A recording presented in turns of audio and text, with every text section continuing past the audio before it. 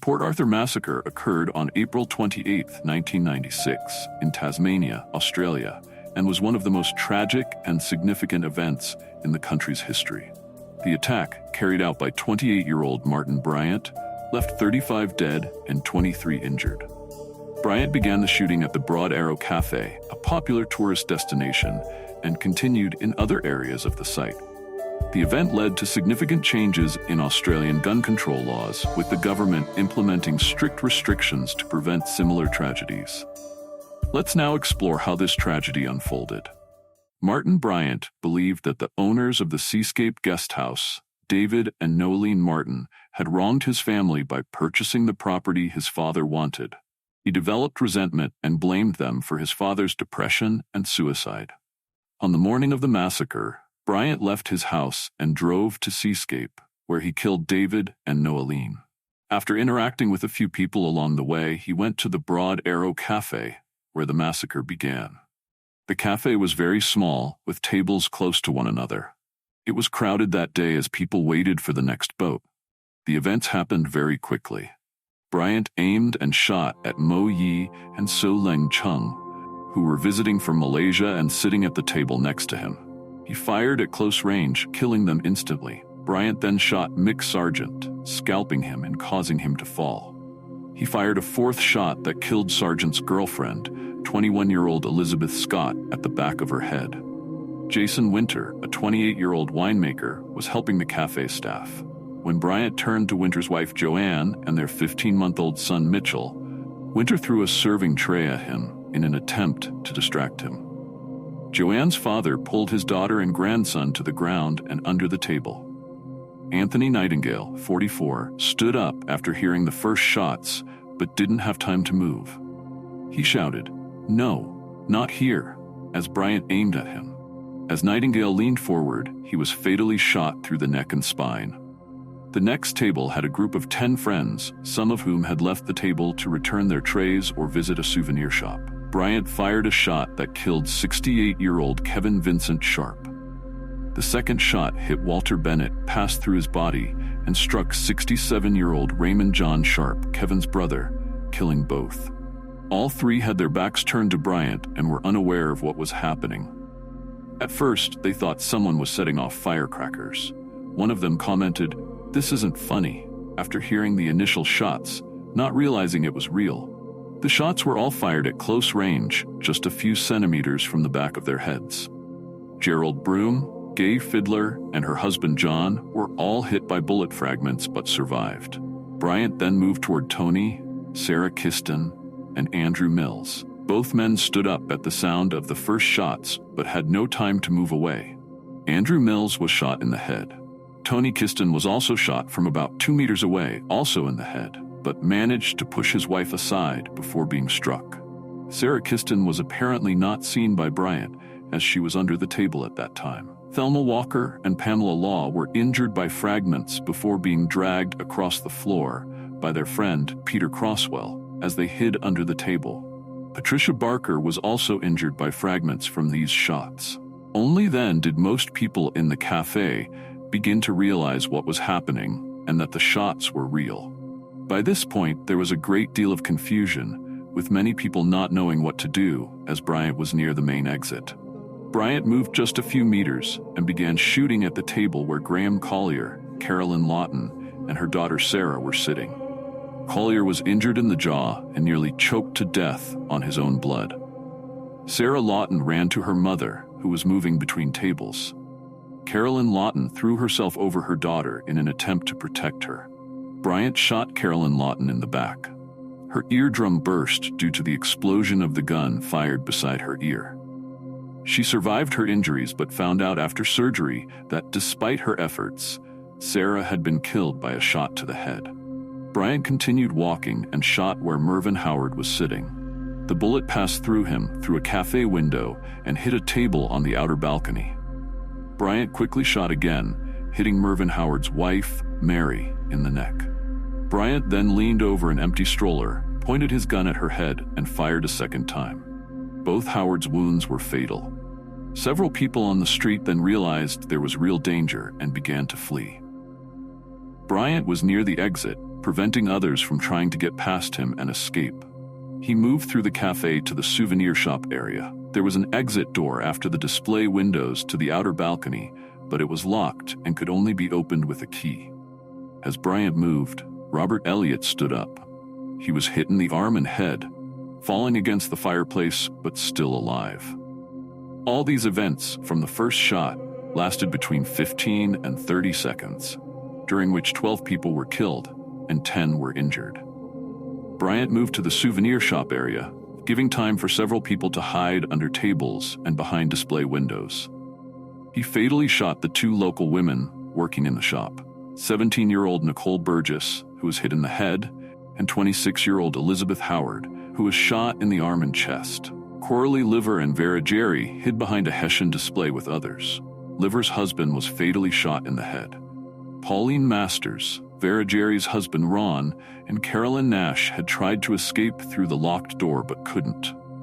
Peter Nash lay on top of his wife to hide her from Bryant. Bryant moved into the souvenir shop area where the cornered people were crouching. Gwen Neander, trying to escape through the door, was shot in the head and killed. Bryant noticed movement in the cafe and moved closer to the front door. He fired at a table and hit Peter Crosswell, who was hiding underneath it, in the buttocks. Jason Winter, hiding in the souvenir shop, thought Bryant had left the building and commented on this to the people near him before moving. Bryant saw him, and Winter said, "No," just before being shot. The bullet hit his hand, neck, and chest.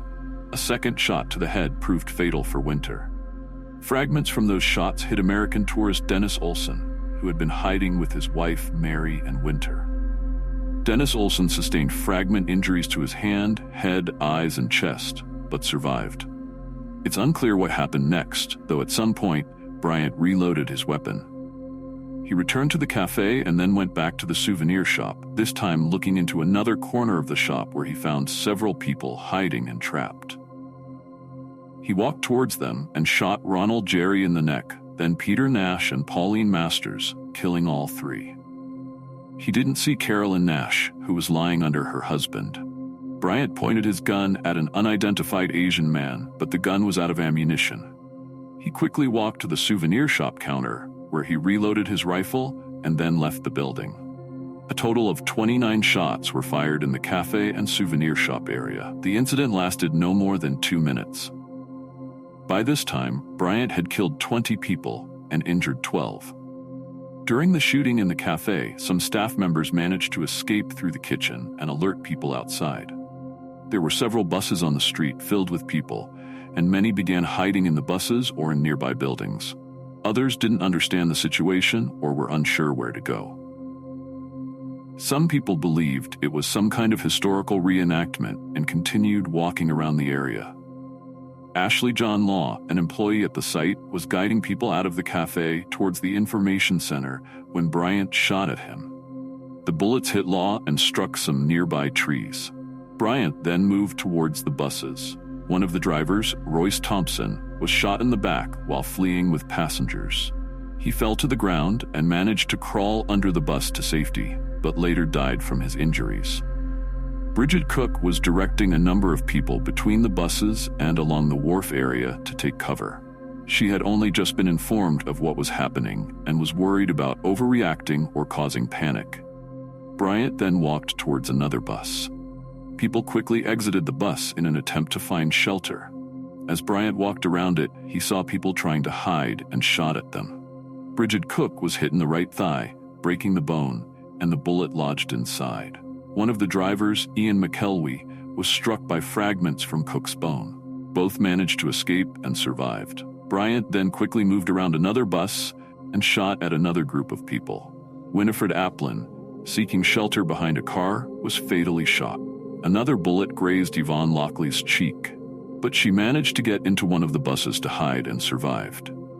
Some people began fleeing from the parking lot towards the pier. However, someone shouted that Bryant was heading there, so they tried to turn back towards where Bridget Cook had been shot. Bryant turned back to where Janet and Neville Quinn, who owned a wildlife park on Tasmania's east coast, were beginning to flee towards Mason Cove and away from the buses. Bryant shot Janet Quinn in the back, where she fell not moving, near Royce Thompson. Bryant then continued along the parking lot while people tried to flee along the coastline. Doug Hutchinson was trying to get into a bus when he was shot in the arm.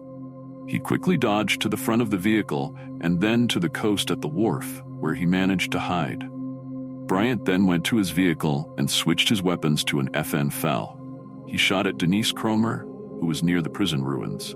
Bryant then went back to his car and sat there for a few moments before getting out and returning to the buses. Some people were hiding behind cars in the parking lot, but due to the elevation, Bryant could see them, and the cars didn't provide much cover. When they realized Bryant had seen them, they ran to the bushes. He fired several shots, but no one was hit. Bryant returned to the buses where Janet Quinn was lying, injured, from the previous shot. Bryant shot her in the back before walking away. She later died from her injuries. He then went to another bus and shot Elva Gaylord, who was hiding, hitting her in the arm and chest, killing her. In a nearby vehicle, Gordon Francis saw what happened and ran down the aisle to try to close the bus door where he was. Bryant saw him and shot from the other vehicle. Gordon survived but required 4 major surgeries.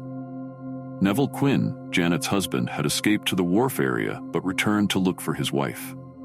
He had been forced to leave her earlier after Bryant shot her. Bryant got out of his vehicle and, seeing Quinn, chased him around the buses. He fired at least twice before Quinn fled into a bus. Bryant entered the vehicle and pointed the gun at Neville Quinn's face, saying, "No one escapes me." Quinn lowered his head as he realized Bryant was about to pull the trigger. The bullet missed his head but struck his neck, momentarily paralyzing him. After Bryant left, Quinn managed to find his wife, though she later died in his arms. Neville Quinn was eventually airlifted and survived. Bryant shot at James Belasco, an American citizen, hitting a nearby car. Belasco had been trying to film the shooter.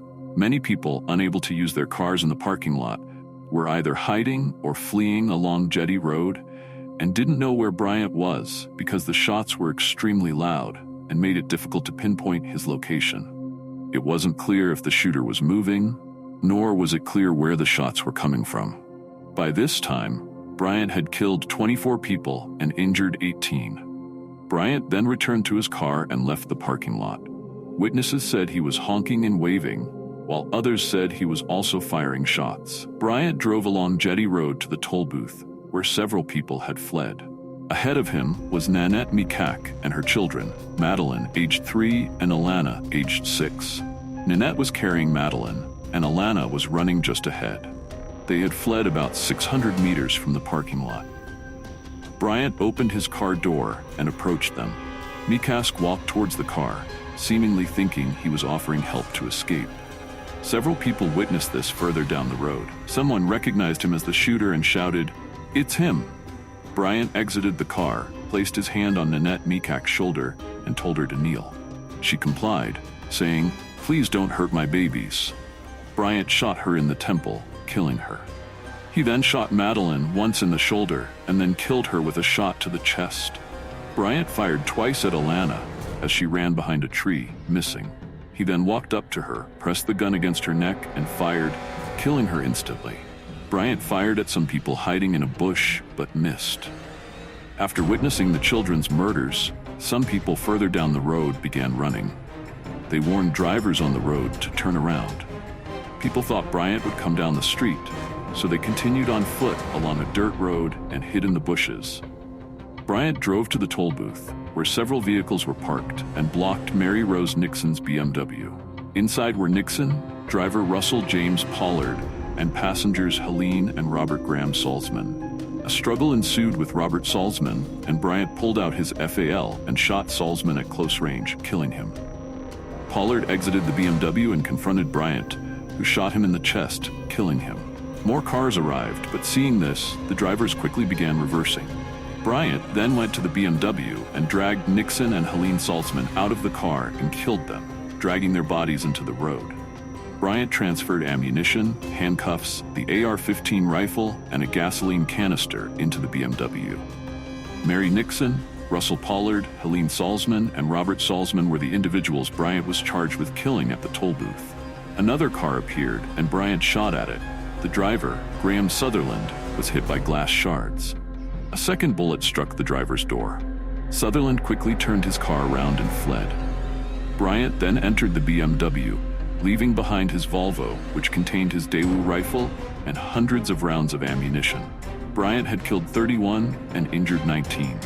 Graham Sutherland, who had been hit in his car and managed to escape, drove to a nearby service station, where he tried to inform people about what was happening. Bryant drove to the service station and cut off a Toyota Corolla, attempting to exit onto the highway. Glenn Piers was driving, with his girlfriend Zoe Hall in the passenger seat. Bryant quickly got out of his car with his rifle in hand and tried to pull Hall out of the car. Piers exited his vehicle and approached Bryant. He pointed the gun at Piers and pushed him back, eventually directing him to the now open trunk of the BMW, shutting Piers inside. Bryant then moved to the passenger seat of the Corolla while Hall tried to exit through the driver's side door. Bryant raised his rifle and fired 3 shots, killing her. Many people around the service station saw this and ran to hide in the nearby bushes. The station attendant told everyone to stay down on the ground and locked the main doors. He grabbed his shotgun, but by the time he could reload his weapon, Bryant had returned to the BMW and drove away. A police officer arrived several minutes later and began pursuing Bryant. Zoe Hall became the 32nd victim.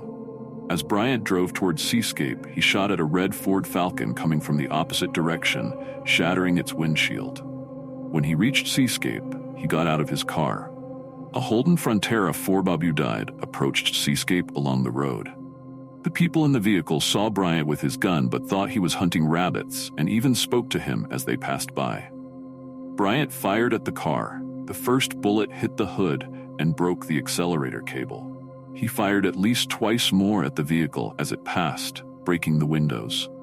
A bullet struck the driver, Linda White, in the arm. The car veered off the road into a ditch, allowing White to hide out of sight. White swapped seats with her boyfriend, Michael Wanders, who tried to drive the car but couldn't because the accelerator cable was broken. Another vehicle appeared on the road, carrying 4 people. They only realized Bryant had a gun when they were almost next to him. Bryant fired at the car, shattering the window. Douglas Horner was injured by glass shards. The car continued driving until it reached where White and Wanders were trying to get help, but Horner didn't notice. When they saw that White had been hit, they turned around and picked them up. They continued down the road to a local establishment called the Fox and Hound, where they called the police. Another car passed by and Bryant fired, hitting the passenger, Susan Williams, in the hand. The driver, Simon Williams, was struck by fragments. The driver of another approaching vehicle saw this and turned around. Bryant also fired at this car, hitting it but not injuring anyone. He then returned to the BMW and drove along Seascape Road to the house. After stopping the car, Bryant pulled Piers from the trunk and handcuffed him to the staircase railing inside the house. At some point, he also set fire to the BMW. It's believed that he arrived at the house around 2 p.m. The only 2 police officers stationed on the peninsula were responding to a false emergency call in Saltwater River when they received a radio message at 1:32 p.m., instructing them to go to Port Arthur and be on the lookout for a yellow Volvo. They headed to Port Arthur in separate cars and by different routes. On the way, they were told to look for a BMW and eventually were informed by those injured at the Fox and Hound. One of the officers driving along Seascape Road passed by Linda White's disabled car. He looked at it for a moment and continued to the Fox and Hound. After informing his partner, they returned to Seascape. By around 2 p.m., they were back at Seascape and could see the BMW burning. At some point, shots were fired, forcing them to take cover beside the road. Bryant fired at them whenever they tried to move, and they couldn't leave their position for hours. At around 2:10 p.m., Bryant received a call from a woman at ABC who had been contacting several establishments to get information on what was happening. Bryant told her his name was Jamie, and when she asked what was going on, he replied, "Lots of fun." Bryant then said that if she called again, he would kill Glenn Piers. At around 3 p.m., shortly after forcing the officers to take cover, Bryant called the local police station. The girlfriend of one of the officers answered the call. Bryant asked who she was and if she knew where her husband was. He again said his name was Jamie. He asked if she knew whether her husband was okay, and when she didn't respond, Bryant told her that he was fine and that he knew where he was. At around 9 p.m., the Special Operations Group of the Tasmanian Police arrived and managed to evacuate the two officers from their hiding spot under the cover of darkness. Using shields and bulletproof vests, they did not return fire, fearing they might hit any hostages. An 18-hour standoff ensued, during which police spoke to Bryant over the phone, and he continued to refer to himself as Jamie. He requested a helicopter, saying he wanted to be flown to a plane and then taken to Adelaide in southern Australia. He said that if the helicopter arrived, he would release Piers and keep only Nolene Martin. Bryant could see the movements of the special operations officers and constantly demanded they back off whenever they tried to approach the house. Because he seemed highly aware of the unfolding events around him, even in the darkness of the night, police thought he might have some visual aid device. However, none was found. At one point, a man was seen on the roof of an adjacent building, believed to be Bryant. Later that night, the phone Bryant was using began running out of battery. Police tried to get him to plug the phone in to recharge it, but he hung up, and there were no further communications. He was captured the next morning when a fire started in the guest house, possibly set by him. Bryant provoked the police to come get him, but believing the hostage was already dead, they decided the fire would eventually force Bryant out. There was also a large amount of ammunition burning and exploding sporadically as the house burned. Bryant eventually fled the house with his clothes on fire, which he began tearing off. He was arrested by police and taken to the hospital for treatment. It was discovered that Glenn Piers had been shot dead during or before the standoff and had died before the fire. The remains of David and Nolene Martin were also found. It was determined they had been shot, and Nolene Martin had suffered trauma from an object. Both died before the fire. Witnesses to the shooting, when presented to the Supreme Court of Tasmania, determined that the time of death for David and Nolene Martin was around noon on April 28th. A burned weapon was found in the house, and another was on the roof of the adjacent building, where police believed they had seen Bryant the previous night. Both guns had suffered significant damage, possibly due to the heat from the house fire. Bryant was taken to the Royal Hobart Hospital under heavy police guard while awaiting trial. According to officers assigned to watch over him, at least 2 self-proclaimed vigilantes unsuccessfully tried to register as hospital employees in an attempt to seek revenge. On November 22nd, Bryant was sentenced to 35 life sentences for the murders, along with an additional 1,035 years for other crimes, including attempted murder and severe assault for shooting and injuring numerous people. He was transferred to Hobart's Risdon prison, where he remains in solitary confinement, allowed only restricted visits from family members. His prison records indicate that he will never be released. He continues to serve his sentence without the possibility of parole, which is extremely rare in Australia, where most homicide sentences allow for the possibility of parole after serving a significant term. The case's coverage emphasized the need for changes in gun policies rather than focusing on Bryant himself. In response to the massacre, then Prime Minister John Howard implemented one of the world's strictest gun control reforms, the National Firearms Agreement. The reform introduced a series of restrictive measures, including the ban of semi-automatic rifles and repeating shotguns. Additionally, a gun buyback program was launched, resulting in the surrender and destruction of over 650,000 firearms. The National Firearms Agreement is considered a milestone in Australia's legislative history. Since its implementation, there have been no further mass shootings in the country. The reform was widely accepted by the public and is seen as an example of how well-structured legislative change can prevent tragedies. Port Arthur, previously known for its historical value as a former penal colony, became remembered also for the massacre. The local community and the victims' families took years to recover from the trauma. Memorials were built in honor of the victims, and the Broad Arrow Cafe was transformed into a place of memory and reflection. The case also raised important discussions on mental health and support for individuals at risk. After the massacre, the government and experts began to more seriously evaluate the need to improve mental health services and ensure that individuals with dangerous behaviors received appropriate attention and intervention. The Port Arthur massacre also prompted significant debate on how the media covers violent crimes. Many believed that the attention given to Martin Bryant could inspire other similar attacks. As a result, the coverage of violent crimes was reviewed, with media outlets opting not to give visibility to perpetrators to avoid glorifying their actions. The tragedy at Port Arthur not only marked Australia, but also influenced global debates on gun control. The Australian example is frequently cited in discussions in countries like the United States, where gun control is a highly polarizing topic. The reform showed that change is possible when there is political will and popular support. Since his imprisonment, Martin Bryant has been held in isolation, receiving limited visits and with no possibility of parole. His figure has become a symbol of evil, but authorities and the media have opted to minimize his exposure to avoid glorifying his acts. He is rarely mentioned, with the emphasis placed on the victims and their families. Every year, on April 28th, the community of Port Arthur and Australia as a whole remember the victims of the massacre. Ceremonies are held, and moments of silence are observed to honor those who lost their lives. Port Arthur, once just a historic tourist attraction, is now also a place of memory and resilience. Despite the trauma, Port Arthur has recovered and continues to be one of Tasmania's main tourist attractions.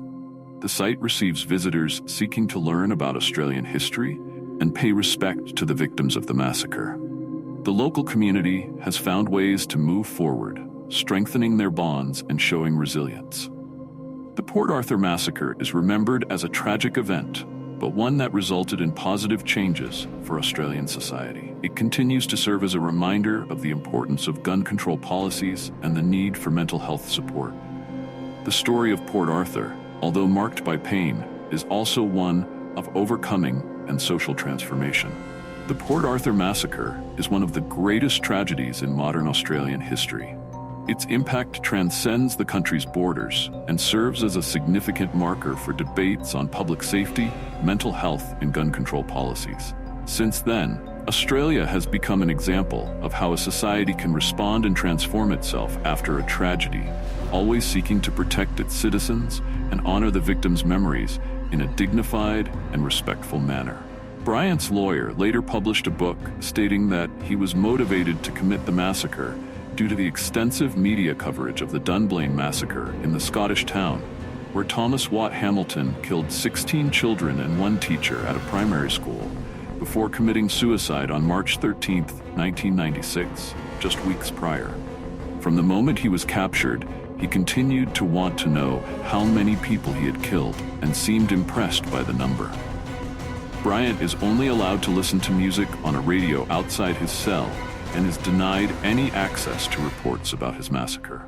Photographers authorized to take pictures of him in his prison cell were required to destroy the photographs in his presence when the governor discovered them. And that wraps up today's video. If you enjoyed it, leave a like, subscribe to the channel, and share your thoughts in the comments. Were you already familiar with this case? What do you think about it? Thank you for watching until the end, and see you in the next video.